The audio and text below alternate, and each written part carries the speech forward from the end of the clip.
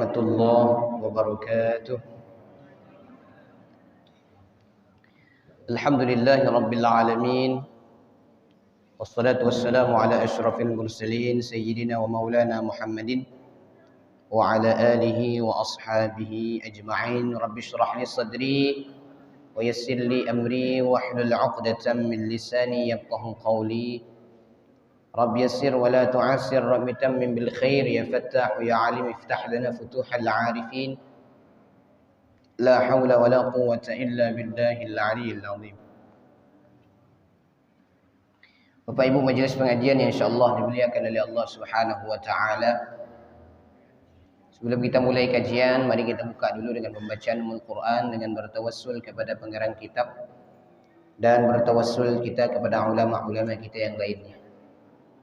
الفاتحة على نية السهالة والجمال في كل الأمور الدينية والدنيوية والأخروية مع تمام العناية وإلى حضرة النبي المصطفى محمد صلى الله عليه وسلم وآله وأزواجه وذرياته أجمعين، ثم إلى أرواح آبائنا وأمهاتنا وأجدادنا وجداتنا ولأستاذنا ولمعلمينا ولجميع المؤمنين والمؤمنات والمسلمين والمسلمات، خصوصا إلى روح الشيخ عبد القادر الجيلاني وإلى روح الشيخ محمد متولي الشعراوي وإلى روح الشيخ ابن عطية السكندري وإلى روح الشيخ سيد سابق وإلى روح الشيخ سيد محمد بن علي بن الملك الحسني وإلى روح الشيخ عبد القادر بن إبراهيم وإلى روح الشيخ علمي بن عبد المجيد وإلى روح الشيخ رجل بن محمد وإلى صولهم وأبروهم ومحبهم وأحبائهم الأحياء منهم والأموات أينما كانوا من مشارق الأرض إلى مغاربها برها وبحرها وإلى جميع مشايخهم وسلسلة سندهم إلى رسول الله صلى الله عليه وسلم.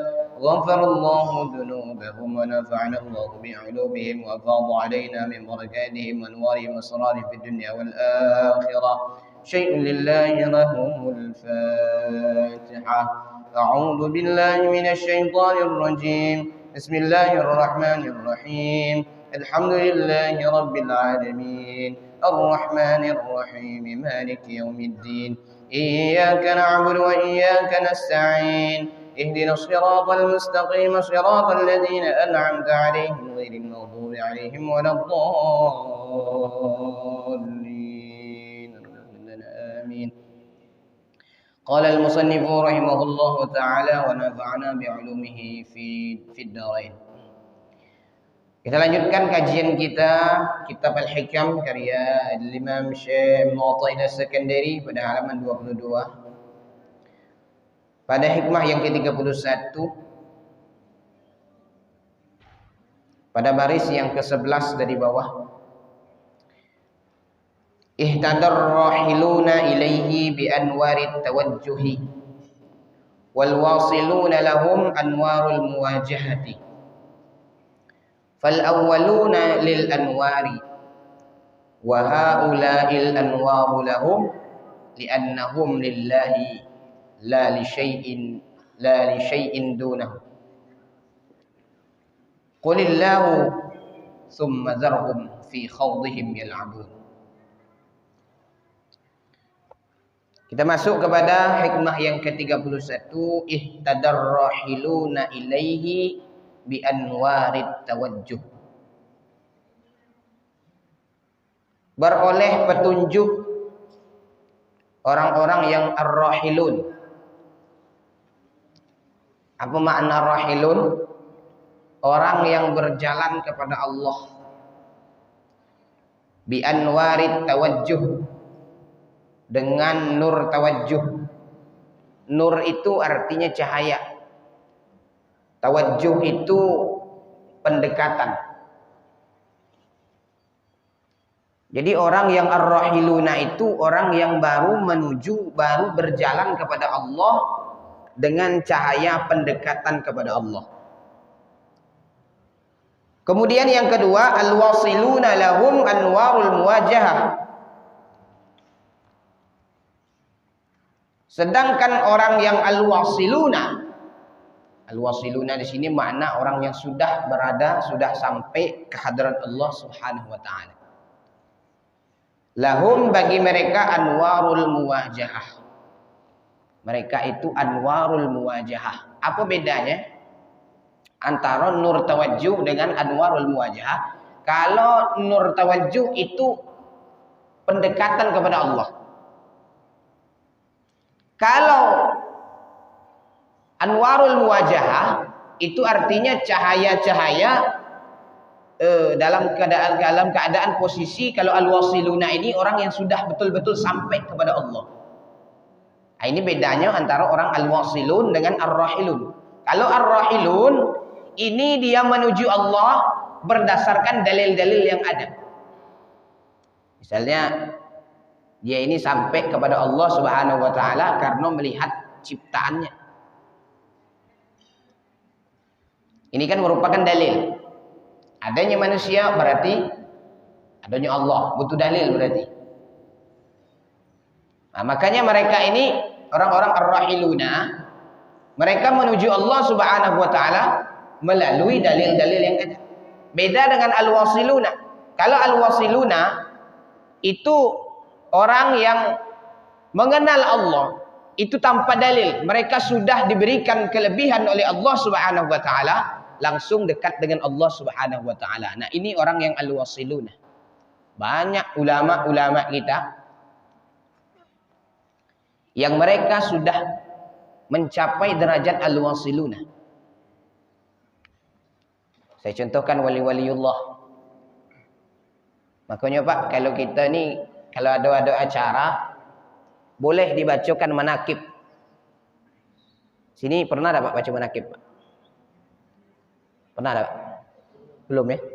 Coba sekali-kali Pak, kalau ada acara, terserah mau acaranya apa, baca manakib. Kita ni kan alhamdulillah sudah ada dasar akidah kita. Tinggal kita memperdalam. Di manaqib ini kan banyak kisah-kisah para aulia, para wali-wali Allah Subhanahu wa taala yang memang di luar akal pikiran kita. Contohnya Syekh Abdul Qadir Al-Jilani. Itu Pak dulu ketika beliau lagi kecil, lagi menyusu dengan ibunya. Ini Syekh Abdul Qadir Al-Jilani. Beliau ini tidak pernah nangis. Nah, ini dalam biografinya, dalam manaqibnya. Bahkan orang-orang sekitar itu, sekitar kampung itu, kalau mau puasa Ramadan, itu nengok Syekh Abdul Qadir Al-Jilani. Kalau Syekh Abdul Qadir Al-Jilani di siang harinya tidak menyusu dengan ibunya, berarti sudah masuk bulan Ramadan. Ini bedanya dengan kita Pak. Kalau kita nih banyak nangisnya kalau lagi kecil. Banyak pengen mainnya. Tapi kalau Syekh Abdul Qadir Al-Jilani itu dari kecil sudah ditanamkan oleh orang tuanya kejujuran. Dari kecil sudah nampak kewaliannya. Itu orang kalau sudah jadi wali, itu dari kecil sudah nampak kewaliannya. Nah, ini orang al-wasilun. Makanya sifat-sifat yang disukai Allah itu ada beberapa macam. Yang pertama, ini semuanya diambil dari Quran semua. Yang pertama, al-muhsinin. Ini orang yang disukai oleh Allah. Wallahu yuhibbul muhsinin. Allah menyukai orang yang berbuat kebaikan. Maka konsep al-muhsinin ini disebutkan dalam hadis, an ta'budallah ka'annaka tarah fa in lam takun tarahu fa innahu yaraka, yang disebut dengan konsep ihsan. Nah, ini orang yang al-muhsinin. Yang kedua al-muttaqin. Ini orang yang dicintai oleh Allah. Karena Al-Qur'an itu diturunkan oleh Allah, itu tujuannya adalah untuk siapa? Untuk al-muttaqin. Makanya dalam surah Al-Baqarah pertama sekali dijelaskan oleh Allah, "Dzalikal kitabu la raiba fi hudal lil muttaqin."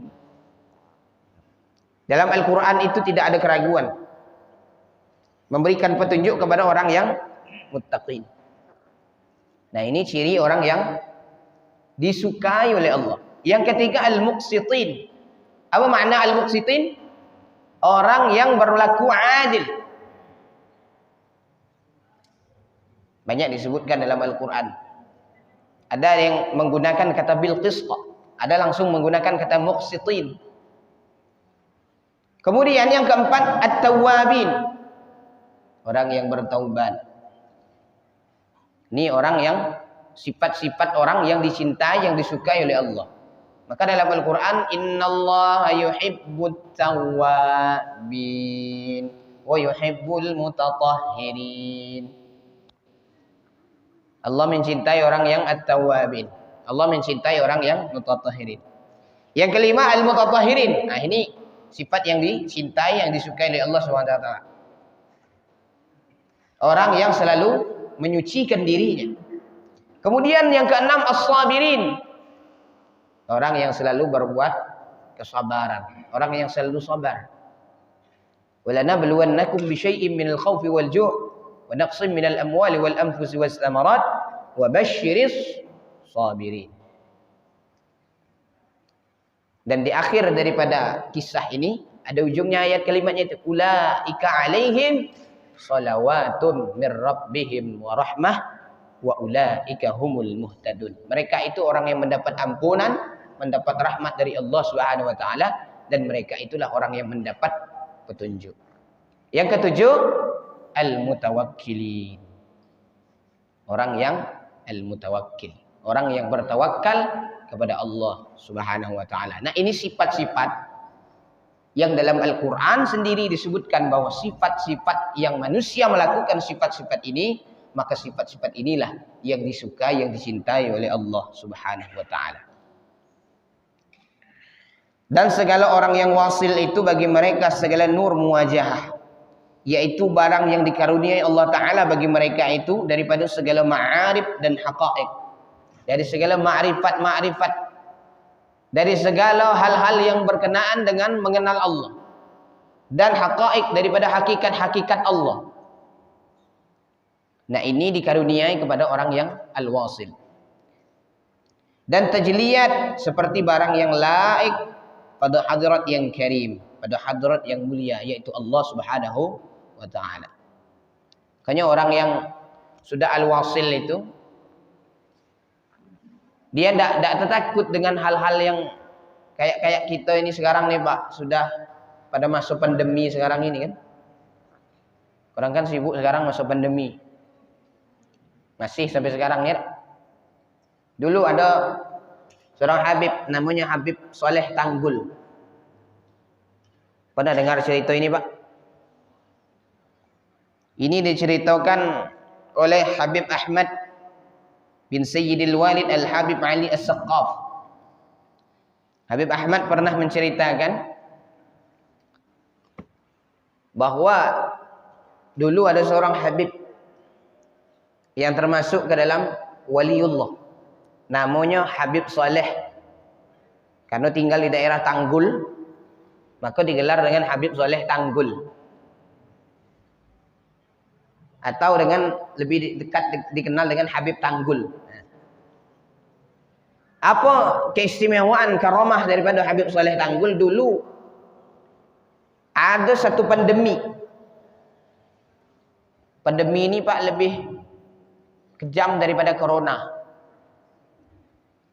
Kalau corona ini kalau sudah kena isolasi 14 hari, isolasi 7 hari, sudah selesai. Dulu ada pandemi namanya Madeglub. Mungkin nama daerah-daerah sana mungkin kan, di Jawa itu. Namanya Madeglub. Jadi semua orang ini takut dengan pandemi ini. Apa takutnya? Kalau virus Madeglub ini, kalau pagi hari kena, di sore hari mati Pak. Kalau sore hari kena, pagi besok mati.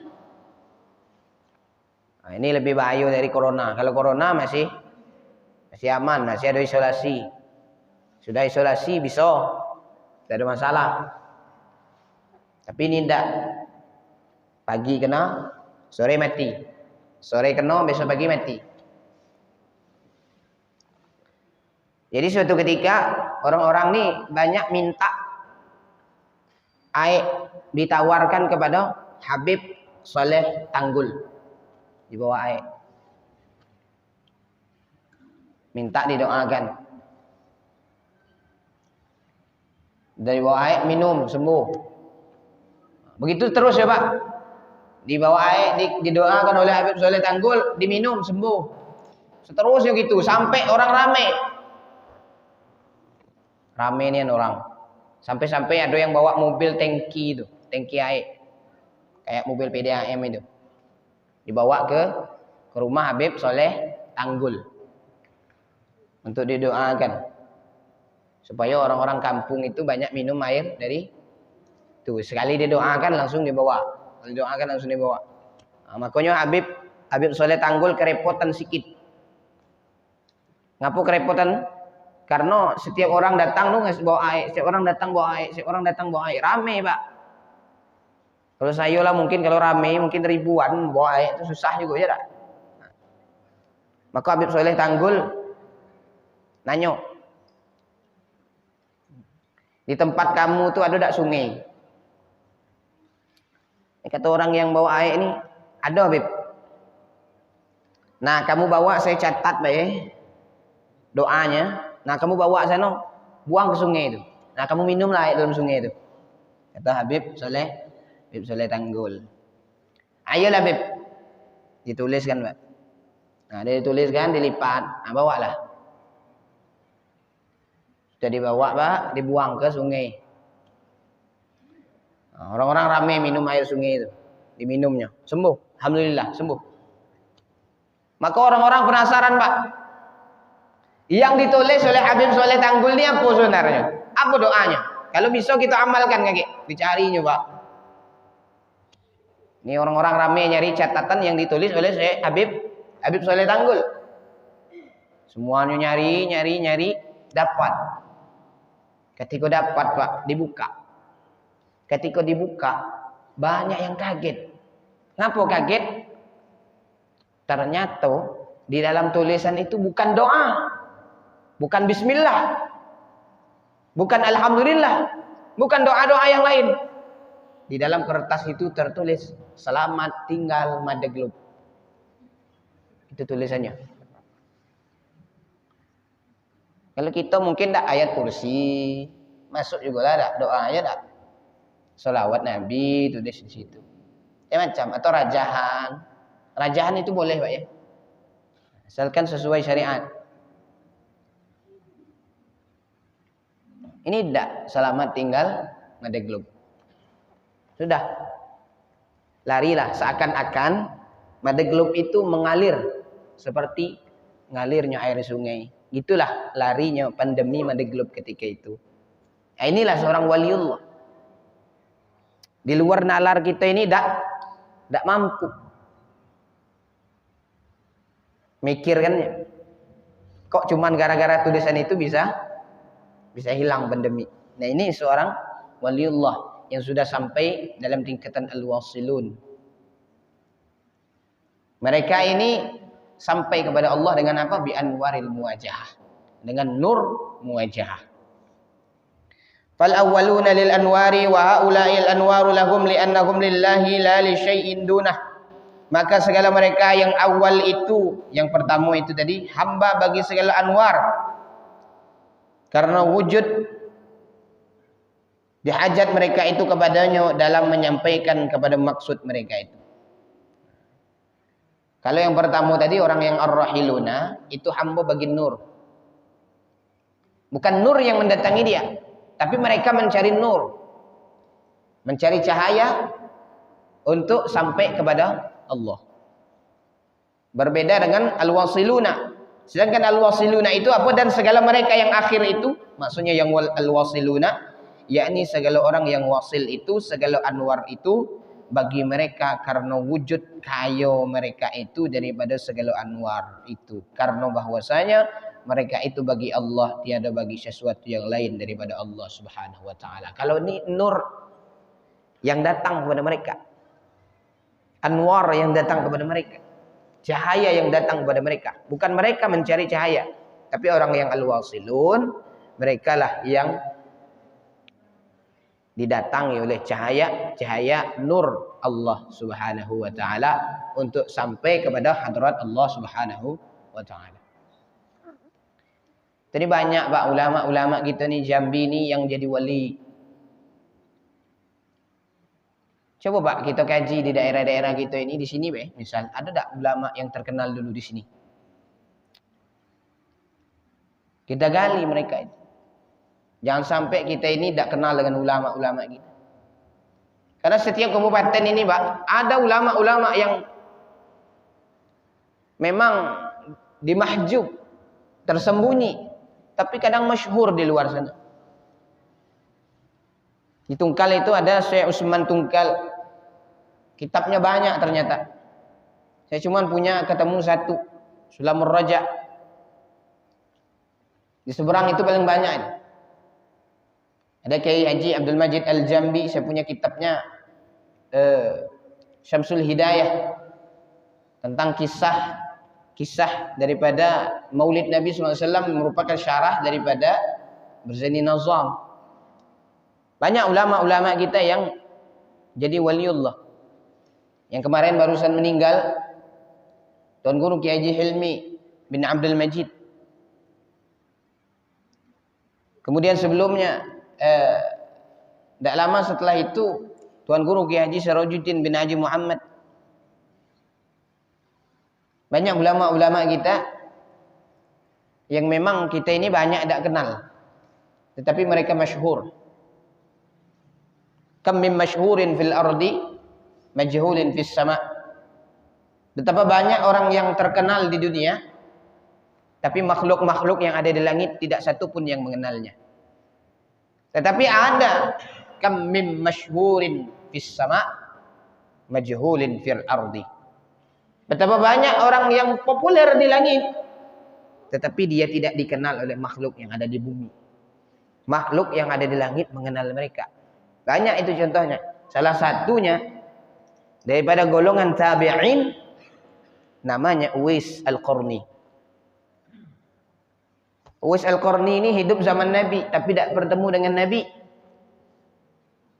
Maka tidak digolongkan kepada sahabat. Maka digolongkan kepada tabi'in.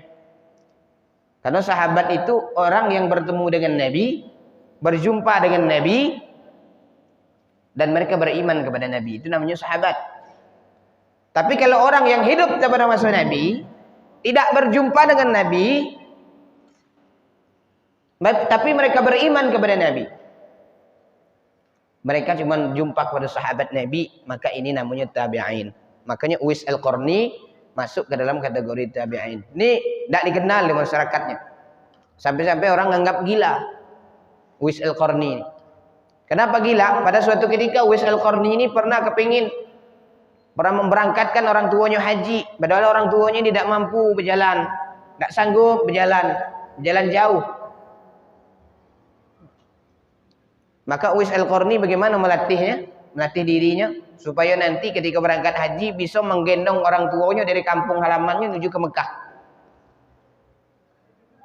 Dia bawa sapi itu dipikul sapi itu naik ke atas bukit, lagi turun lagi bukit, naik atas bukit, turun lagi bukit, sampai sapi itu besar. Itu caranya.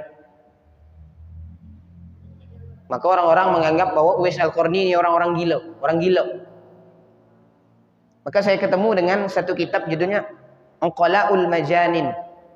Orang yang berakal dianggap gila oleh masyarakat yang ada di sekitarnya. Salah satunya adalah Uwais Al-Qarni.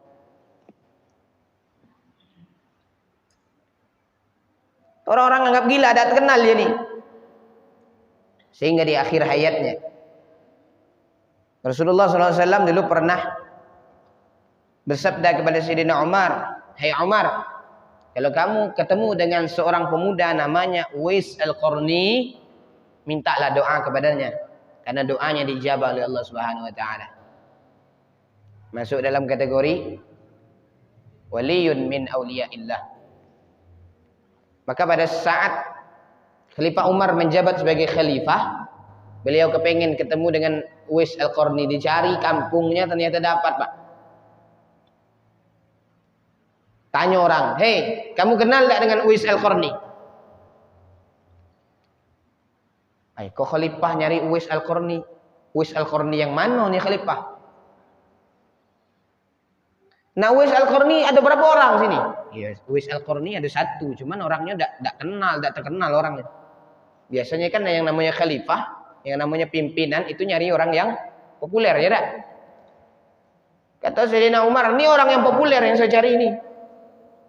Karena Rasul SAW nyuruh saya kalau ketemu Uwais Al-Qarni, minta doa, doanya ijabah. Ditunjuki rumah. Sampai kepada Uwais Al-Qarni. Kata Uwais Al-Qarni, wah beliau merasa tersanjung karena didatangi oleh Khalifah Umar bin Khattab, sahabat Nabi SAW yang dekat pula dengan Nabi.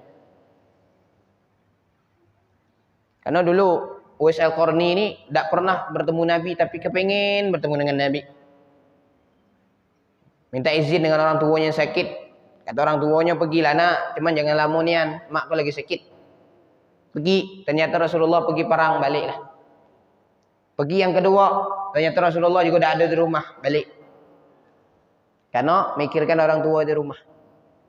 Nah, gara-gara taatnya kepada kedua orang tuanya, ini doanya dijabah oleh Allah Subhanahu wa taala.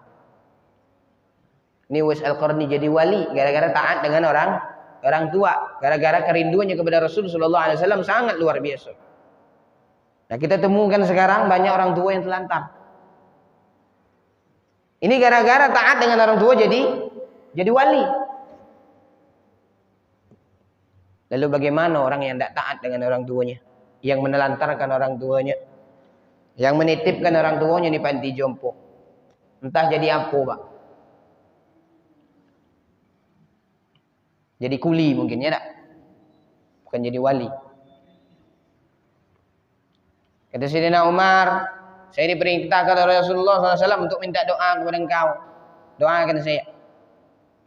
Kata Uwais Al-Qarni, yang makbul itu doa engkau wahai khalifah. Karena engkau ada sahabat Nabi dekat dengan Rasulullah SAW. Saya ini diperintahkan oleh Nabi.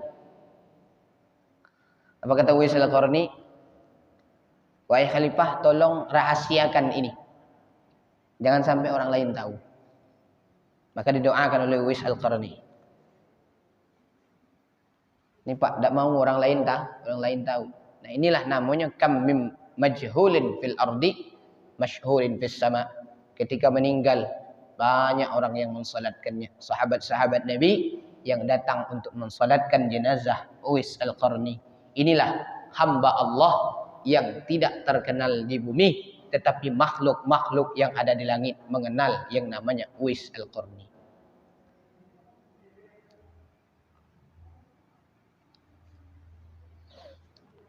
Maka segala orang yang salik, orang yang menuju Allah, berjalan menuju Allah, itu beroleh terang ia dengan nurul hidayah. Dan segala orang yang wasil itu beroleh sirri, makanan dengan sirril inayah, rahasia kehati-hatian. Dan mereka itulah yang telah menunjukkan hak akan mereka itu dengan dia atas Allah Subhanahu wa taala, daripada tiadalah maka adalah perjalanan mereka itu dengan dia daripadanya kepada Allah Subhanahu wa taala, dan kepada mereka itulah isyarat firman Allah taala, qulillah tsumma dzarhum fi khawdihim yal'abun. Katakan wahai Muhammad, dengan Allah, dengan sendirinya baginya, maka tinggalkan olehmu akan mereka itu pada masuk mereka itu dalam sesuatu yang bermain-main. Dulu Pak ada ulama namanya Syekh Bakar Al-Majzub. Ini wali juga. Dia ini tinggal di daerah Nablus, Palestina. Dulu di kampungnya itu ada seorang waliullah juga, namanya Syekh Ali bin Alim Al-Harami. Ini wali juga. Saking beliau ini dekatnya dengan Allah, meninggalnya sampai tahu harinya kapan. Kalau kita tahu dah Pak. Bu, tahu tak Bu, kapan ibu nak meninggal? Kapan, tahu tak? Tak tahu ya tak? Kalau tahu enak bisa siap-siap. Besok misalnya tak, siap-siap lah malam ni. Itu Syekh Ali bin Alim Al-Harami. Habib Ali bin Salim Al-Harami. Kata Syekh Bakar Al-Majdub ini, beliau ini kan sangat mengenal dengan Syekh Ali Al-Harami ini, orang yang alim, masuk ke dalam waliyun min auliyaillah. Maka beliau menggali kubur. Syekh Bakar Al-Majdub ini gali kubur dekat kuburan Syekh Ali bin Alim Al-Harami. Digali kuburnya. Maka orang-orang menganggap, oh ini orang gila nih. Tapi kata Syekh Bakar Al-Majdub, kalau kamu tidak percaya, untuk apa saya ini menggali? Kamu buktikan 3 hari ke depan. 3 hari ke depan meninggal. Disebutkan oleh Syekh Bakar. Saya meninggal nih 3 hari ke depan nih. Maka saya gali kubur saya nih. Supaya saya ini banyak takutnya kepada Allah Subhanahu wa taala. Sampai-sampai beliau selama 3 hari ini baca buku di dalam kubur tu, makannya di dalam kubur tu lah. Zikir-zikirnya dalam kubur tu lah. Tidurnya pun di dalam kubur tu. Di dalam lubangnya tu. Orang-orang menganggap, wah ini orang gila nih. Karena sebagian kelompok tidak mengenal Syekh Bakar Al-Majdub. Tapi sebagian percaya. Ini wali. Dibuktikan ya Pak. 3 hari ke depan Syekh Bakar Al-Majdub memang betul-betul meninggal dunia. Kata Syekh Bakar Al-Majdub, kalau saya 3 hari ke depan meninggal dunia, kuburkan saya di sini. Di kubur yang sudah saya gali ini. Kalau saya tidak meninggal dunia, saya boleh dicap sebagai orang yang pembohong, al-kadzab. Ternyata memang betul 3 hari ke depan setelah dia ngomong, beliau meninggal tepat 3 hari itu. Maka dikuburkanlah beliau di makam yang beliau kubur, yang beliau gali dewe, yang beliau gali sendiri. Pokoknya Pak, kita ini hati-hati juga dengan orang yang yang mungkin kita menganggap bahwa mereka ini tidak waras. Hati-hati. Kadang mereka taat ibadah, kadang mereka rajin mengaji, kadang mereka rajin zikir kepada Allah, kadang mereka rajin sholawat kepada Allah. Tetapi menurut pandangan kita, mereka ini tidak berakal. Bisa jadi itu adalah waliyun min auliyaillah. Tetapi mereka kadang, para wali-wali Allah itu kadang tidak mau terkenal. Tidak mau terlihat oleh manusia. Mereka kadang ada yang jadi gila. Macam-macam. Bukan wali itu gila, bukan. Tapi mereka saking tidak maunya berdekatan dengan manusia, takut diketahui oleh manusia bahwa mereka ini adalah waliyun min auliyaillah, maka mereka seperti itu. Banyak cara-cara mereka. Karena inna awliya Allah la khaufun alaihim wa la hum yahzanun. Sesungguhnya para wali Allah itu mereka tidak takut dan mereka tidak bersedih.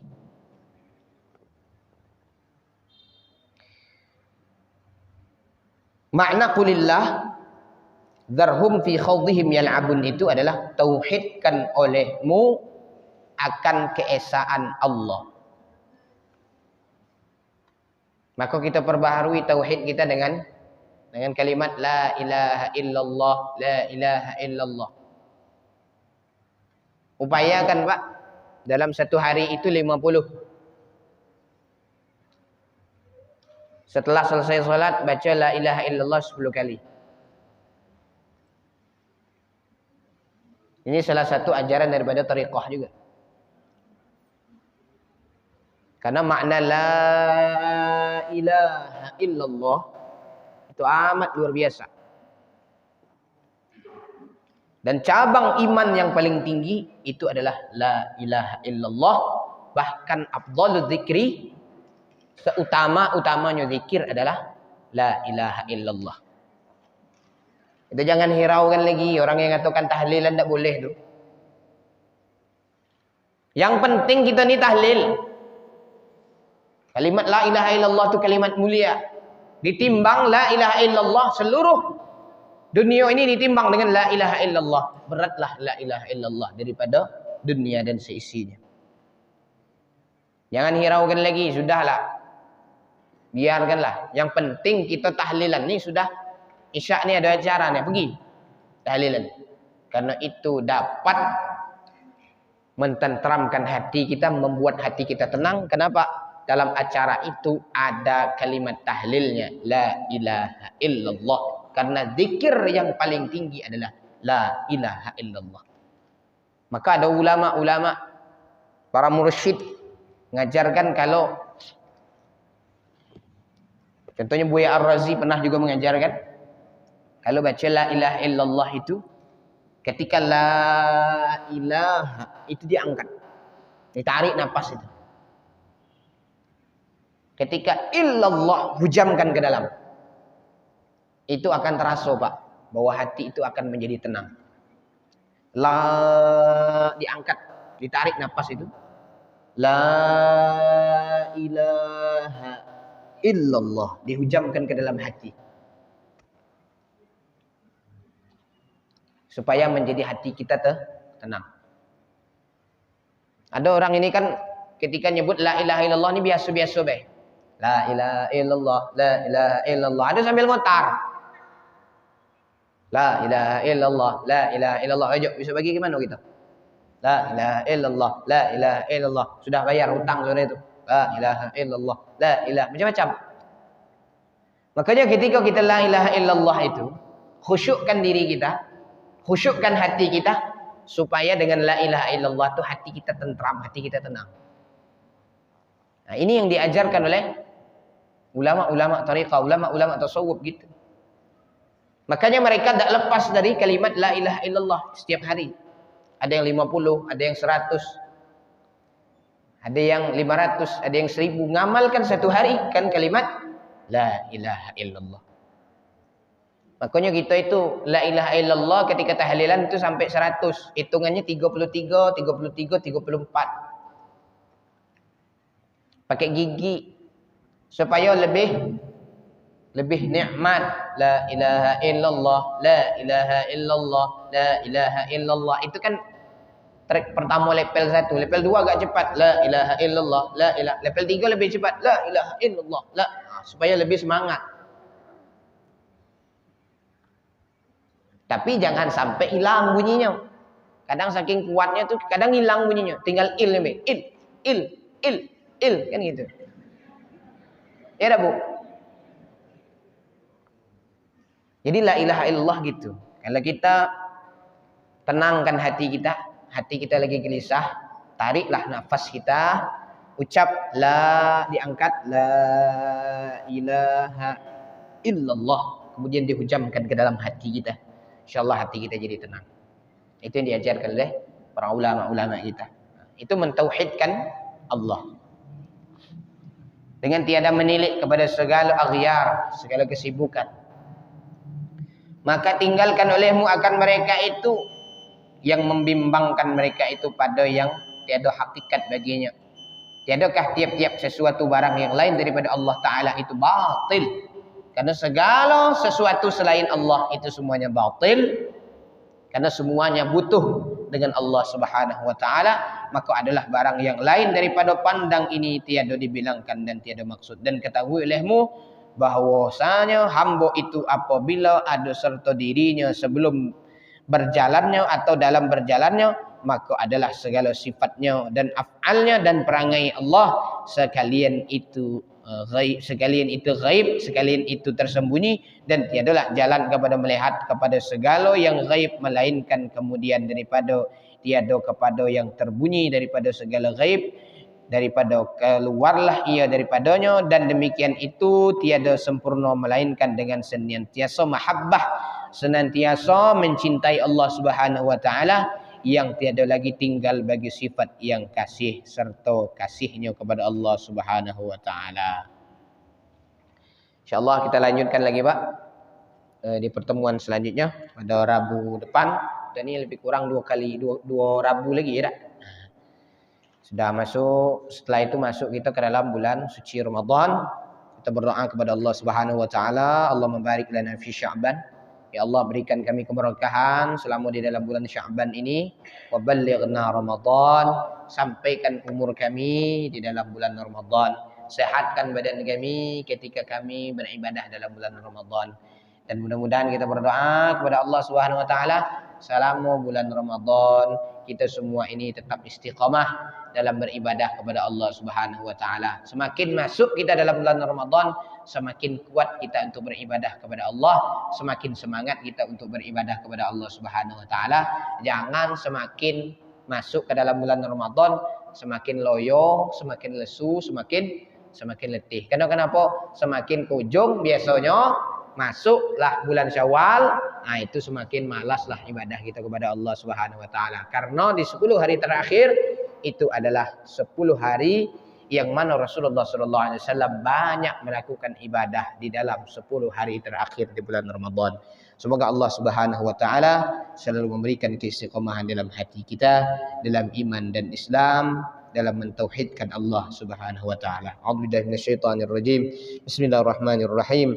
Alhamdulillahirabbil alamin. Allahumma shalli ala sayyidina Muhammad wa ala ali sayyidina Muhammad. Allahumma ighfir lana dhunubana wa liwalidayna warhamhuma kama rabbayana shighara.